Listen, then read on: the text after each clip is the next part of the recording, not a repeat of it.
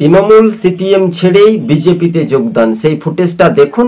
কেন সিপিএম ছেড়েছিলেন তারপরে বিজেপিতে দেখুন। আপনাদের সামনে কয়েকটা কথা বলতে, আমি যদি তোলামূল দলটি করতাম, এই তোলামূল দল 98 সালে জন্ম, 98 সালে জন্মসূত্রে আমি এই তোলামূল দলের বাগদা আঞ্চলিক কমিটির নেতৃত্ব ছিলাম।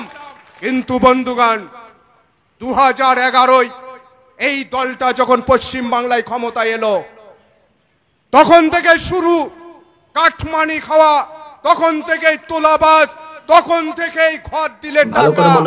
আমি বুঝতে পারলাম এখানে থাকতে হলে আমাকেও হারাম খেতে হবে। আমি সেই হারাম খেতে রাজি হইনি। তাই 2011 সালে একটা ক্ষমতাসীন দল ছেড়ে দিয়ে হাওয়াই চটির মতো তাকে প্রত্যাখ্যান করে ভারতীয় জনতা পার্টিটা বেছে নিয়েছি। কেন বেছে নিয়েছি জানেন? ভারতীয় জনতা পার্টি। হ্যাঁ দর্শক বন্ধুগণ, আপনারা প্রতিক্রিয়াটি শুনতে পেলেন নিশ্চিন্তে।